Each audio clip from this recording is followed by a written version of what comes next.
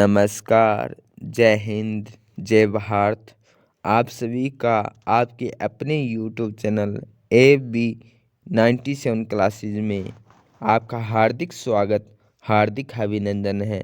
आज हम जो NCERT 10th क्लास इतिहास जो कक्षा 10 का है, अध्याय नंबर 1 यूरोप में राष्ट्रवाद का उदय है, वो हम एग्ज़ाम बोर्ड और कंपटीशन एग्ज़ाम के लिए जो क्वेश्चन पूछे जाते हैं वो हम डिस्कशन कर रहे थे। तो आज ये हमारी इस अध्याय की लास्ट क्लास रहेगी। आज इस सेशन में हम इस अध्याय को चैप्टर है इसको पूरा करेंगे और आज की इस सेशन को हम शुरू करते हैं। जो साथी इस चैनल पे पहली बार आए हैं तो इस चैनल को सब्सक्राइब ज़रूर करें और ज़्यादा से ज़्यादा इस सेशन को शेयर करें, लाइक करें, कमेंट में भी बताएं कि क्लास कैसे रही। तो आज की सेशन को शुरू करते हैं ज़्यादा समय खराब ना करते हुए।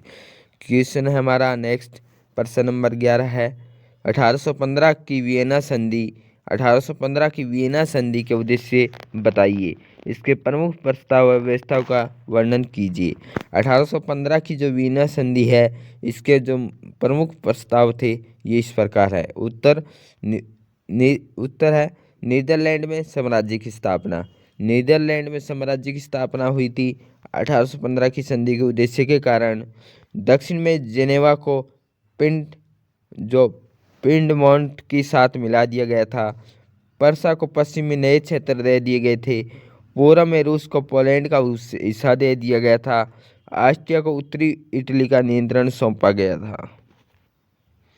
नेक्स्ट क्वेश्चन है यूरोप में उदारवादियों के द्वारा समर्थित राजनीतिक, सामाजिक और आर्थिक आदर्श क्या थे। कौन से सामाजिक, आर्थिक और राजनीतिक है जो यूरोप में उदारवादियों के द्वारा जो समर्थित या थे, वो क्या उद्देश्य थे, क्या आदर्श थे, तो ये हमें बताना है। तो क्या थे, कानून के समक्ष समानता मिले, ये एक आदर्श थे उनके, वो बातें रखी गई थी। ये एक यूरोप में उदारवादियों के द्वारा वैश्विक मताधिकार के पक्ष में नहीं थे, जो वैश्विक मताधिकार है उनके पक्ष में नहीं थे। बाजार की स्वतंत्रता और राज्यों के द्वारा वस्तु और पूंजी जो प्रवाह पर लगे प्रतिबंध को समाप्त करने के पक्ष में पक्षधर थे कि जो आयात और निर्यात हो रहा है वस्तुओं का बाजार की स्वतंत्रता के लिए, वो इस प्रतिबंध को समाप्त करने के लिए सहमत थे। नेक्स्ट क्वेश्चन है औद्योगिकीकरण की वृद्धि में किस प्रकार यूरोप के सामाजिक और राजनीतिक समीकरण बदल दिए। औद्योगिकीकरण है उसकी वृद्धि ने यूरोप के सामाजिक और राजनीतिक है उसके समीकरण को बदल दिया। क्या परिवर्तन हुए ये हमें बताना है। तो उत्तर आएगा, हमारा आंसर है पश्चिमी मध्य यूरोप है उसके हिस्सों में औद्योगिक उत्पादन और व्यापार में वृद्धि क्या हुआ था।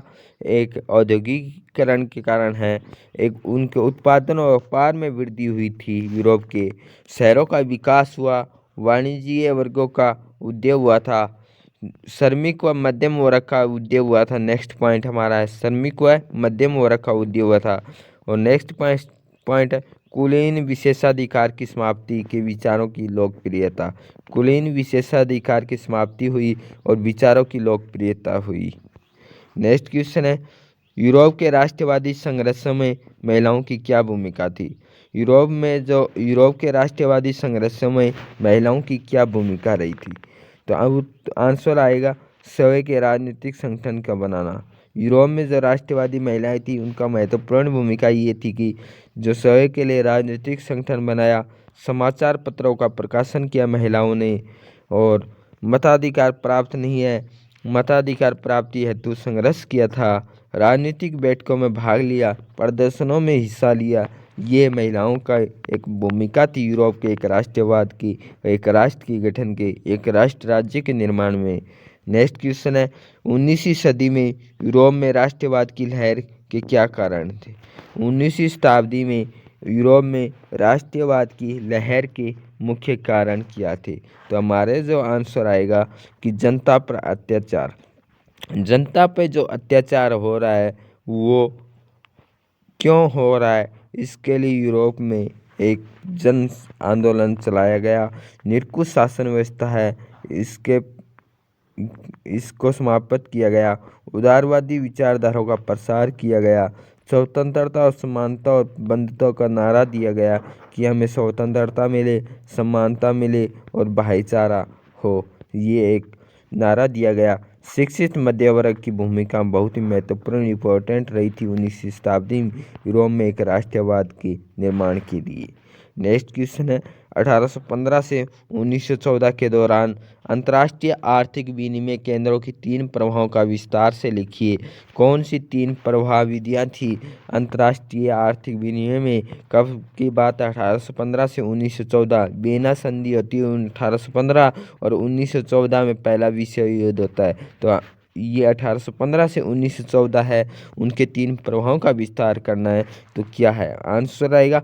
वस्तुओं का प्रवाह, पूंजी का प्रवाह और लोगों का प्रवाह।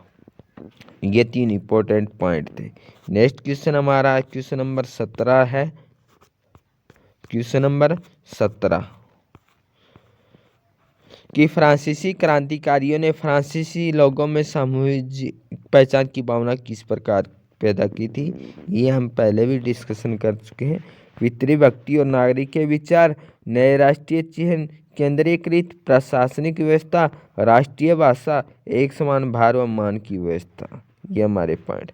नेक्स्ट क्वेश्चन है नेपोलियन के द्वारा लागू किए गए प्रशासनिक सुधारों में के विषय में बताइए। नेपोलियन की सहायता थी, ग्रामीण प्रशासनिक व्यवस्था में सुधार किया गया था, शहरी क्षेत्रों में सुधार किया था और व्यापार में भी सुधार किया गया था। नेक्स्ट क्वेश्चन क्या है 1804 की नागरिक संहिता के प्रावधान का उल्लेख कीजिए। 1804 की जो नागरिक संहिता थी उसका उल्लेख करना है, क्या कारण थे वो हमें बताना है। क्या थे? जन्म पर आधारित सुविधाओं को समाप्त करना, जन्म पर जो आधारित थी सुविधा उसको समाप्त करना, ये क्या थे 1804 की नागरिक संहिता के मुख्य कारण थे। संपत्ति के अधिकार को बहाल करना, जमींदार और शांति व्यवस्था को समाप्त करना, यातायात और संचार व्यवस्था में सुधार करना। ये हमारे 4 पॉइंट थे। किसके थे? ये थे 1804 की नागरिक संहिता, जो नेपोलियन की संहिता है उसके मुख्य कारण थे कि इनको समाप्त करो और इनको लागू करो। समाप्त किसको किया गया था? जन्म पर जो आधारित सुविधा थी, संपत्ति के अधिकार को बहाल किया गया था, शांति व्यवस्था को समाप्त किया गया और यातायात और जो संचार व्यवस्था है उसमें सुधार किया जाए। यूरोप के नेक्स्ट क्वेश्चन है यूरोप के कुलीन वर्ग की विशेषताएं बताओ। यूरोप के जो कुलीन वर्ग थे उनकी विशेषता बताने, जीवन जीने की समान शैली पॉइंट हमारा। नेक्स्ट पॉइंट है भूस्वामित्व।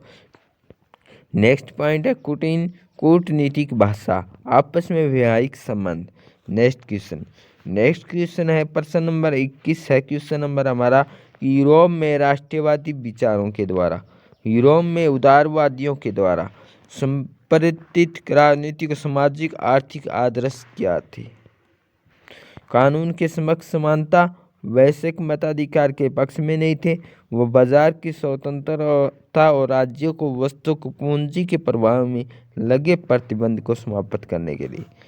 1815 की वियना संधि के उद्देश्य बताओ। 1815 की जो वियना संधि होती है उसके उद्देश्य बताने थे। उत्तर में नीदरलैंड साम्राज्य की स्थापना, दक्षिण में जेनेवा का पिडमोंट के साथ मिला दिया गया, पर्सा को पश्चिम में नए क्षेत्र दे दिए गए, पूर्व में रूस को पोलैंड का एक हिस्सा दे दिया गया था।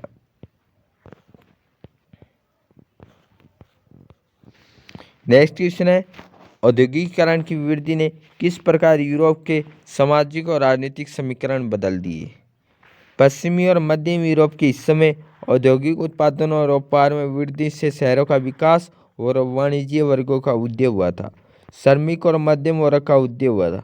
कुलीन विशेषाधिकारों की समाप्ति के विचारों की लोकप्रियता हुई थी। नेक्स्ट क्वेश्चन हमारा है क्वेश्चन नंबर 24। 1815 से 1914 के दौरान अंतर्राष्ट्रीय आर्थिक विनिमय केंद्रों के साथ 3 प्रभाव हुए थे। कौन कौन से हुए थे? तो इसमें जो हमारा जो आंसर आएगा वो आएगा वस्तु का प्रवाह, पूंजी का प्रवाह, लोगों का प्रवाह। नेक्स्ट क्वेश्चन है, यूरोप के राष्ट्रवादी संघर्ष में महिलाओं की क्या भूमिका थी? स्वयं की राजनीतिक संगठनें बनाई गई, समाचार पत्रों का प्रकाशन किया गया, मताधिकार की प्राप्ति नहीं थी, राजनीतिक बैठकों तथा प्रदर्शन में हिस्सा किया गया था। 19वीं सदी में यूरोप में राष्ट्रवाद की लहर के क्या कारण थे? नेक्स्ट क्वेश्चन है, 19वीं सदी में यूरोप में राष्ट्रवाद की लहर के मुख्य कारण क्या थे? क्या कारण थे? जनता पर अत्याचार, निरंकुश शासन व्यवस्था, उदारवादी विचारों का प्रसार, स्वतंत्रता और समानता और बंधुत्व का नारा, शिक्षित मध्यम वर्ग की भूमिका थी।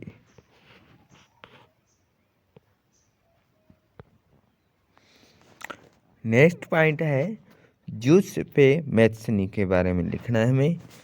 काउंट कैमिलो दे काउर के बारे में टिप्पणी करनी है।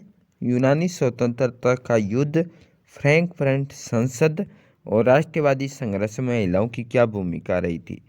तो ये हमें पहला जो हमारा है ज्यूसेप्पे मैत्सनी, इसके बारे में पॉइंट पे डिस्कशन करना है।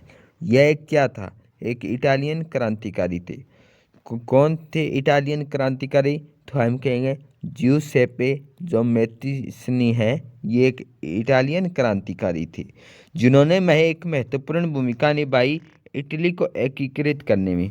उनका मानना था कि एक देश इंसानियत का मूल हिस्सा है। जो इटली जो टुकड़े टुकड़ों में बंटा हुआ था, उससे एकीकृत होना ही चाहिए। एकात्मक इटली राज्य के लिए एक कार्यक्रम की स्थापना की जाए और जो जो इन्होंने इटली और यंग यूरोप के नाम से दो सोसाइटी बनाई थी। यंग इटली और यंग यूरोप से दो गुप्त सोसाइटी भी बनाई थी। इस तरह से उन्होंने समाज में अपने विचारों को फैलाया और इटली गणराज्य की स्थापना में अपना महत्वपूर्ण योगदान दिया था। तो क्वेश्चन भी पूछा जा सकता है, जो ज्यूसेप्पे मैत्सनी थे, इनके बारे में एक टिप्पणी लिखो। तो हमें क्या बताना है? इटालियन क्रांतिकारी थे और इटली को एकीकृत करने में इनका महत्वपूर्ण योगदान था। दो गुप्त संगठन बनाए थे। कौन से बनाए थे? यंग यूरोप और यंग इटली। ये इनके एक कार्यक्रम चलाया गया और सोसाइटी बनाई दो। कौन सी? यंग इटली और यंग यूरोप से दो गुप्त संगठन बनाए, समाज में अपने विचारों को फैलाया और इटली गणराज्य की स्थापना के लिए अपना योगदान दिया। ज्यूसेप्पे मैत्सनी के बारे में विचार था। नेक्स्ट है काउंट कैमिलो दे कावर। ये कौन थे? एक इटली कितने राज्यों में बंटा हुआ था? इटली 7 राज्यों में बंटा हुआ था। केवल सार्डिनिया जो पिडमोंट है, एक इटालियन रियासत का शासन था। 1831 से 1848 के क्रांतिकारी विद्रोह इटली को एकजुट करने में विफल रहे। जो इटली के जो क्रांतिकारी थे, इटली को एकजुट करने में विफल रहे। एक एकीकृत इटली की स्थापना की जिम्मेदारी इस इटालियन राज्य पर आ गई। राजा विक्टर इमैनुअल द्वितीय ने इसके शासक थे और मुख्यमंत्री कौन थे? कैवर थे मुख्यमंत्री। कैवर ने 19वीं शताब्दी में इटली को अलग अलग राज्यों को एकजुट करने के लिए एक आंदोलन चलाया। उन्होंने फ्रांस के साथ एक सावधानीपूर्वक कूटनीतिक गठबंधन किया और 1859 में जो सार्डिनिया जो पिडमोंट को ऑस्ट्रियाई सेना को हराने में मदद की थी। इस तरह ऑस्ट्रियाई हैब्सबर्ग इटली के उत्तरी भाग को मुक्त कर दिया। ऑस्ट्रियाई था उसने हैब्सबर्ग ने इटली के उत्तरी भाग को, जो है उत्तरी भाग था, उसको मुक्त कर दिया, क्योंकि इसने क्या किया था? जो ऑस्ट्रिया की मदद की थी।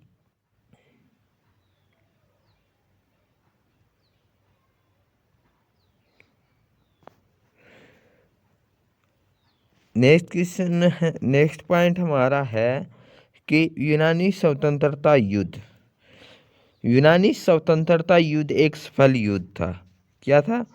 एक सफल युद्ध था जिससे यूनानी क्रांतिकारियों ने 1821 से 1829 के बीच ओटोमन अम्पायर के खिलाफ लड़ा था।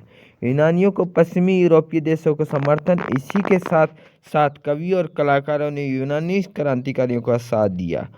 अंततः ट्रीटी ऑफ जो कॉन्स्टेंटिनोपल है जो नेपोल है 1832 ने यूनान को एक स्वतंत्र देश घोषित किया था। नेक्स्ट पॉइंट हमारा है वह फ्रैंकफर्ट संसद। ये एक जर्मन नेशनल असेंबली थी। क्या थी? एक जर्मन नेशनल असेंबली थी जो विभिन्न जर्मन क्षेत्र से आए मध्यम वर्ग के पेशेवर, व्यापारी और समर्थन कारीगरों के द्वारा बनाई गई थी। 18 मई 1848 को फ्रैंकफर्ट शहर के सेंट पॉल चर्च में बुलाई गई थी। इस सभा ने जर्मन राष्ट्र के लिए एक संविधान का गठन किया था, जिसका नेतृत्व संसद के अधीन राजतंत्र से होता था। हालांकि इसे अभिजात वर्ग और सेना के विरोध के सामना करना पड़ा। इसके अलावा मध्यम वर्गों के नियंत्रण में था, इसने अपने जनदार को खो दिया और 31 मई 1849 को इसे भंग करने के लिए मजबूर किया गया था। नेक्स्ट पॉइंट हमारा है वो है जी कि राष्ट्रवादी संघर्ष में महिलाओं की क्या भूमिका थी। फ्रांसीसी क्रांतिकारी के कलात्मक इतिहास को देखते हुए ये निश्चित होता है कि क्रांति में पुरुष और महिलाओं का बराबर भाग लिया। स्वतंत्रता एक महिला के रूप में व्यक्त की जाती है। यूरोप में राष्ट्रवादी गतिविधियों में महिलाओं की पुरुषों की बराबरी की भागीदारी थी। इसके बावजूद उन्हें राजनीतिक अधिकार नहीं मिले। फ्रैंकफर्ट संसद में महिलाओं की आगंतुकों की गैलरी में खड़े होने के लिए केवल प्रेक्षकों के रूप में ही भर्ती किया गया था। नेक्स्ट क्वेश्चन है, फ्रांसीसी लोगों के बीच सामूहिक पहचान का भाव पैदा करने के लिए फ्रांसीसी क्रांतिकारियों ने क्या कदम उठाए थे। फ्रांसीसी क्रांतिकारियों ने फ्रांस के लोगों के बीच सामूहिक पहचान की भावना पैदा करने के लिए महत्वपूर्ण कदम उठाए थे। लॉ पैतृ भूमि लेस जोस्टोयन नागरिकों विचारों के एक संविधान के तहत समान अधिकार का आनंद लेने वाले एकजुट समुदाय की धारणा तो लोकप्रिय बनाया और एक नए फ्रांसीसी दर्ज ने शाही मानक को बदल दिया। जो एस्टेट्स जनरल का नाम बदलकर गया नेशनल असेंबली किया गया था और यह सक्रिय नागरिकों के द्वारा बनाई गई थी। केंद्रीय प्रशासनिक प्रणाली ने पूरे राष्ट्र के समान कानून बनाए। क्षेत्रीय बोली को राष्ट्रीय भाषा के रूप में फ्रांसीसी के पक्ष में हतोत्साहित किया गया था। नेक्स्ट है, मोरियन और जर्मनिया कौन थे? जिस तरह उन्हें चित्रित किया गया उसका क्या महत्व था। जो मोरियन और जर्मनियन फ्रांसीसी और जर्मन राष्ट्र के लिए संबंधित महिला छवि थे।